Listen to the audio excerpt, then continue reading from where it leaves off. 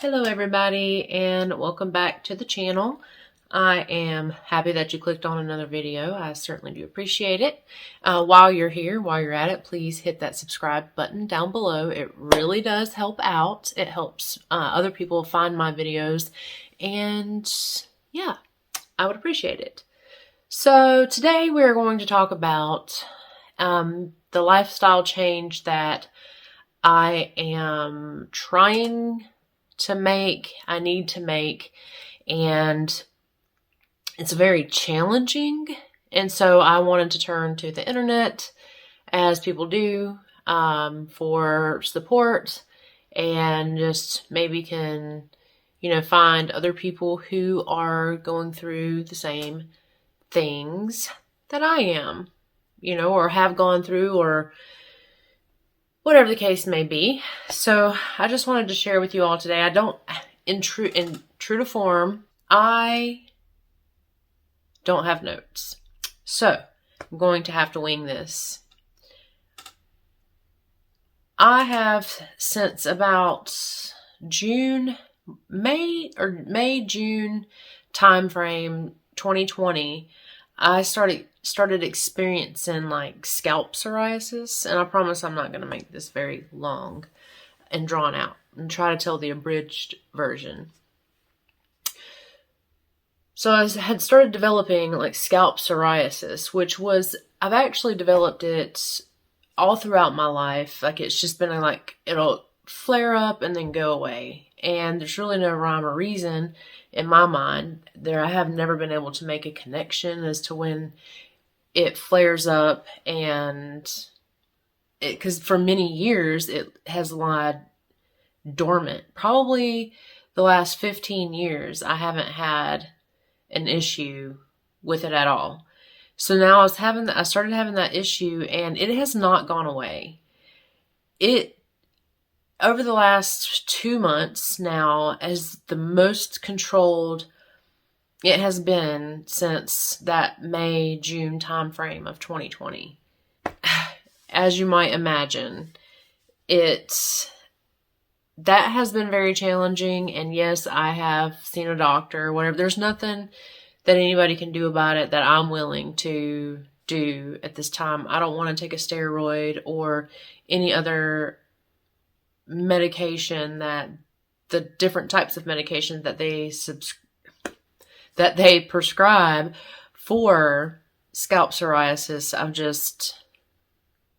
Something like this is just saying that there's a problem that needs to be addressed within my diet. And I know that to be true because I have proven it time and time again in my body that I can manipulate what I need to via diet, especially something like scalp psoriasis that is very much tied to diet. Autoimmune diseases, period, are heavily tied to diet. So not only that, but so I've been experiencing a whole array of symptoms, and I don't even know if I can list them all here, but I do know that with the scalp psoriasis being so bad, it started, like, I have lost a lot of hair. Okay, so like, good thing that I have thick hair because I've lost quite a bit of hair. And so that is when I was like, okay, enough is enough. Like, when my hair started freaking falling out, enough is enough. Okay, I got to do something. And I did a whole bunch of research, and basically what it's come to is, I was thinking I had like a candida overgrowth, that I needed to cut out all sugars and all carbohydrates for a amount of time, and it would clear up, which I did do that, and it did clear up. My head is what it is now too. My head's clear, but it cleared up. It went away, and then I was able to like slowly reintroduce some fruits, like non like not the real sweet fruits. Like I was able to eat like apples, blueberries, strawberries, things of that nature, cantaloupe, without it exacerbating my symptoms. But in order to get it to go away, I did have to take it out completely. So I took it out completely. It was doing well for about a month. And then I decided, I was like, oh, I want to have a cheat meal. Nope. And because you know how, like, I allowed myself to have a cheat meal, and then the next day I had maybe something else that was like a grain or sugar or something to that effect. Yeah, as you can see, things just started slipping in. I guess that's the best way to put it. Things just started slipping into the diet, and the next thing you know, my head flared up with one little spot, which I was able to get it to go away, and then it flared up again. But I was able to get it under control, put the fire out just by hopping back on a pretty strict gluten-free, definitely. And I kept fruit in a little bit, just trying to wean myself down, because I am an addict when it comes to sugar, for sure. And definitely like bready, sugary cake things. That's my jam. Anyway, once I made the connection, I started listening to books and reading material, whatever I could find on the internet. And I subscribed to Audible and downloaded No Grain, No Pain and Grain Brain, even though I have the hard copy in there, but you know, ain't nobody got time for that these days. And now I'm listening to Wheat Belly Total Health. It's not the original Wheat Belly, it's the version after it. It's the unabridged version. So I'm listening to that now. I have not yet completed it, but the general consensus is that basically so I was talking about listing out symptoms. If you just Google gluten sensitivity or celiac disease, those are my symptoms. Like, I have almost all of them, except for like weight loss. I haven't had anything like that. Like, it's not to the extreme level, but it is at least, even if marginally, I experienced something on that list. So that's very concerning to me. And where it becomes even more concerning is, you know, I love the tests. If you've been around the channel a while, if you've watched my other videos, you know I like to do the Everlywell tests. And I've even found some place, like a website where you can get a requisition and go to LabCorp and get whatever test you want to get.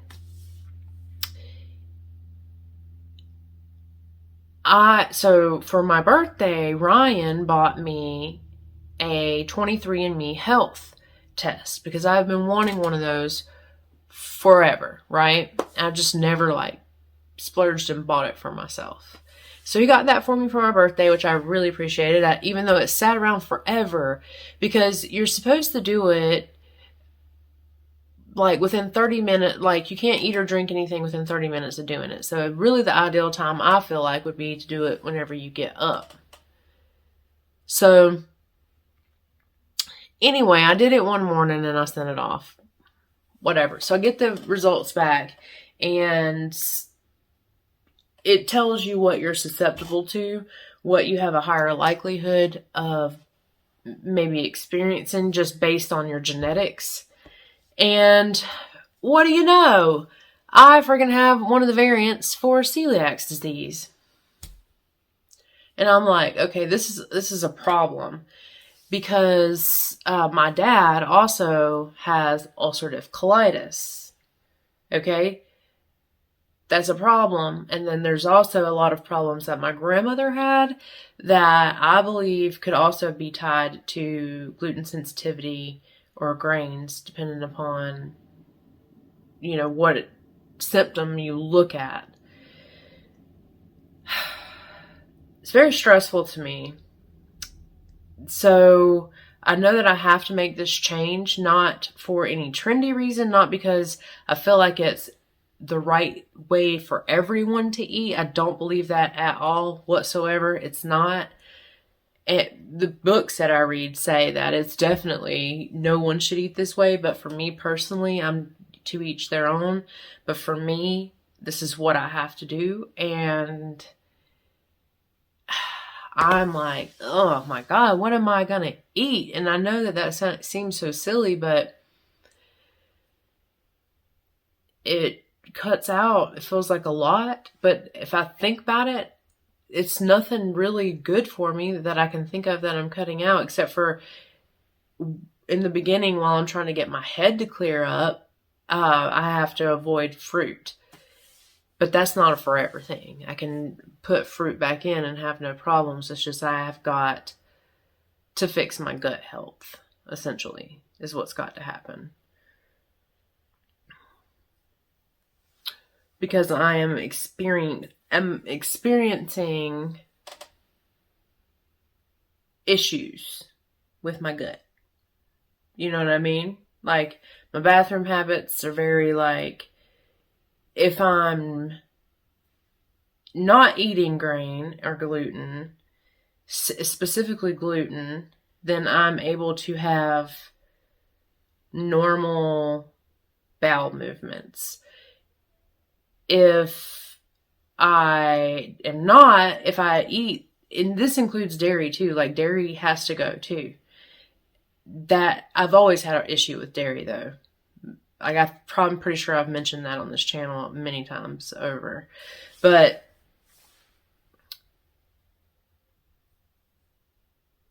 so sugar, grains, gluten. I say grains and gluten like they're synonymous, but they're not. I mean, I guess they kind of are.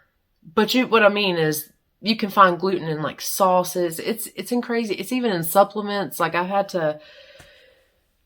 gotten some different supplements now, and I make sure they're all gluten-free. And the supplements that I do have, I'm not sure if they have gluten in them or not. I assume if they don't say gluten-free, it means they do have gluten in them. So I'm trying to switch my supplements over. I'm trying to figure out recipes. Not necessarily recipes, but like food ideas. I love quick and easy, and I think I'm going to try out. Tonight I'm cooking chicken, so I got to like get this video done so that way I can get the chicken, because I'm cooking a whole chicken and it needs to go into the oven. But one night I want to try zucchini boats. I've never tried that ever, so that should be fun. What else? I don't know what else really to say. I know I've been kind of like looking down a lot, but that's because I'm trying to remember what I want to say and focus. So, see, there I go with the so's. Let's see, what else? So for I guess the last 3 or 4 days, I have been eating definitely gluten-free. And I just like yesterday, I think was my first day grain-free. And today I am shooting for sugar-free, meaning I'm not going to eat any fruit. And I don't know if I'm going to be able to adhere to that, but I'm going to try very hard. I really love fruit, but what it really boils down to is I am addicted to sugar. I am very much a sugar addict, and I need to just let it go. Because in my 23andMe Health, it also said that I have about a 50% chance of developing type 2 diabetes, which does not surprise me because that's also one thing that my maternal grandmother had. So, yeah. I'm a whole mess. It is not so bad. But I do experience the sleep disturbances. I experience just a wide range of emotions and anxiety and depression and the whole gamut. I experience. Migraine headaches, it's a lot.